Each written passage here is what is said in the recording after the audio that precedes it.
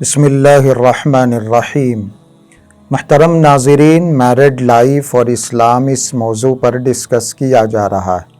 آج کی ویڈیو میں ہم سنیں گے کہ شادی کا جو مخصوص دن آتا ہے، شادی کی جو مخصوص رات آتی ہے، اس موقع پر، اس دن، اس رات شریعت نے ہماری کیا رہنمائی کی ہے، نوجوانوں کو، شادی کرنے والے جوڑے کو، میاں بیوی کو یا رشتہ داروں کو اس موقع پر کیا کام کرنا چاہیے۔ سب سے پہلا کام ہے نکاح کا اعلان کرنا۔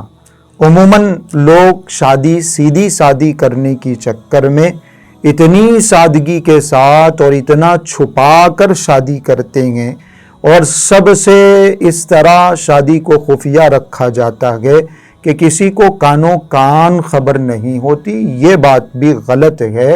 حضور اکرم صلی اللہ علیہ وسلم نے ارشاد فرمایا، اعلنوا النکاح، نکاح کا اعلان کرو، کیونکہ جب تک نکاح کا اعلان نہیں ہوگا، سب کے سامنے اس شادی کا، اس نکاح کا اظہار نہیں ہوگا، اس نئے رشتے کے بارے میں لوگوں کو پتہ نہیں چلے گا۔ جب یہ دونوں کسی جگہ جائیں گے، گھر سے نکلیں گے، گھر میں آئیں گے تو لوگ انگلی اٹھائیں گے، کیونکہ کسی کو پتہ ہی نہیں ہے کہ یہ شوہر بیوی۔ اس لیے نکاح کا اعلان کرنا، لوگوں کو بتانا، لوگوں کے سامنے ظاہر کرنا کہ ان دونوں کا نکاح ہو گیا، یہ پہلا کام۔ دوسرا کام ہے، حضور اکرم صلی اللہ علیہ وسلم نے ارشاد فرمایا، وَجَعَلُوهُ فِي الْمَسَاجِدِ، نکاح مسجد میں کرنا۔ نکاح اگر مسجد میں کیا جائے گا تو بہت ساری خرابیوں سے ہمارے نکاح، ہماری شادیاں محفوظ رہیں گی۔ اور اگر نکاح مسجد میں نہیں ہوگا، فنکشن ہال میں کیا جائے گا، کسی اور کمیونٹی ہال میں کیا جائے گا، تو بہت ساری برائیاں، بہت ساری رسمیں جو اس موقع پر کی جاتی ہیں وہ خود بخود نکاح اور شادی کے ساتھ جڑ جائیں گی۔ نکاح مسجد میں ہوگا تو وقت کی پابندی بھی ہوگی، جس نماز میں نکاح رکھا گیا ہے اس نماز میں سارے رشتہ دار حاضر ہوں گے، اور مسجد میں نکاح ہوگا تو بہت ساری رسموں سے، گناہوں سے حفاظت ہو جائے گی۔ اس لیے حضور اکرم صلی اللہ علیہ وسلم نے ارشاد فرمایا، وَجَعَلُوهُ فِي الْمَسَاجِدِ، نکاح مسجد میں کرو۔ اور اس کے بعد جب نکاح کی یہ تقریب ہو جائے، شادی کی تقریب ہو جائے، میاں بیوی کو آپس میں ملنے کا موقع میسر آ جائے، یہ دونوں جب سب رشتہ داروں سے اور ان ملاقاتوں سے فارغ ہو کر اپنے حجرے میں جائیں، اپنے کمرے میں جائیں، جو شادی کے دن کرنے کا تیسرا کام ہے وہ ہے شکرانے کی نفل ادا کرنا۔ اس موقع پر کسی خاص رکعت کا، کسی خاص نماز کا کسی روایت میں کوئی تذکرہ نہیں ہے، نہ حدیث میں کوئی ایسی نماز ذکر کی گئی ہے جو اس موقع پر پڑھی جاتی ہو، لیکن بزرگان دین نے بتایا ہے، بڑوں نے یہ بات سکھائی ہے کہ شکریہ کے طور پر، شکرانے کے طور پر 2 رکعت نفل پڑھ لی جائیں، کیونکہ اللہ پاک نے ایک جائز رشتے کے ذریعے سے، ایک حلال رشتے کے ذریعے سے، نکاح کے ذریعے سے ان دونوں کی حرام سے حفاظت کی ہے، اس لیے 2 رکعت شکریہ کے پڑھ لیے جائیں۔ یہ جو کام ہے، یہ تیسرا کام شادی کی رات میں کرنے کا۔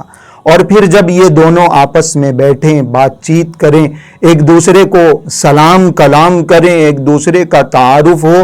عموماً اس رات میں مرد اپنے اصول بتاتا گئے، ضابطے بتاتا گئے، ڈراتا گئے، دھمکاتا گئے، میری ماں ایسی ہے، میری بہن ایسی ہے۔ یہ سب کام کرنے کے بجائے عورت کی دل جوئی کرنی چاہیے۔ بیوی اپنے گھر بار کو، رشتہ داروں کو، ماں باپ کو چھوڑ کر آئی ہے، اس کی دل جوئی کرنا یہ بھی نیکی کا کام ہے۔ بیوی کو مسکرا کے دیکھنا یہ بھی نیکی کا کام ہے۔ اس موقع پر یہ کام کرنا چاہیے، دونوں کا آپس میں تعارف ہو، دونوں ایک دوسرے کی دل جوئی کریں۔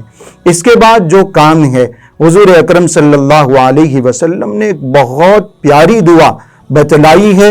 میاں بیوی آپس میں جب ہم بستری کریں، یا میاں بیوی آپس میں جو فزیکل تعلق ان کا ہے، اس تعلق کو قائم کرنے سے پہلے حضور اکرم صلی اللہ علیہ وسلم نے ایک دعا بتائی کہ بیوی کے سر پر ہاتھ رکھ کے یہ دعا پڑھے، اللہم انی اسألک خیرہا وخیر ما جبلتہا علی، اللہم انی اعوذ بک من شرہا وشر ما جبلتہا علی۔ یہ ایک دعا ہے، اے اللہ اس کے اندر جو خیر ہے وہ خیر عطا فرما، اس کے اندر کوئی شر ہے تو میں اس شر سے آپ کی پناہ میں آتا ہوں۔ بہت پیاری دعا، بہت اچھی دعا۔ دونوں کا آپس میں تعلق قائم کرنے سے پہلے یہ دعا حضور اکرم صلی اللہ علیہ وسلم نے سکھائی۔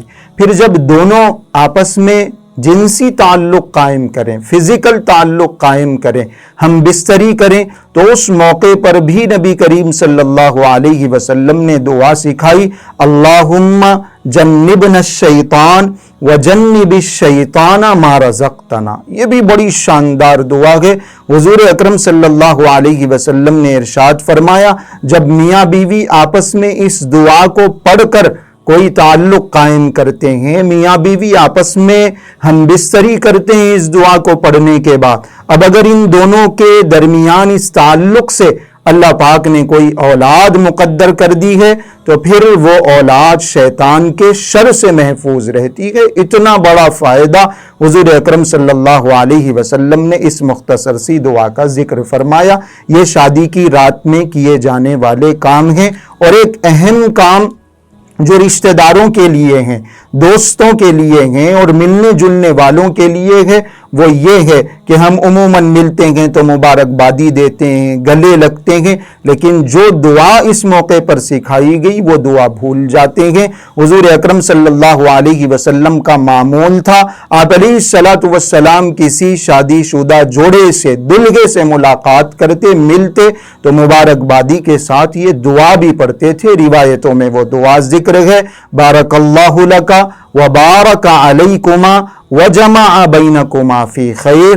تو ملنے جلنے والوں کو، رشتہ داروں کو، دوست احباب کو مبارکبادی کے ساتھ یہ دعا بھی دینی چاہیے۔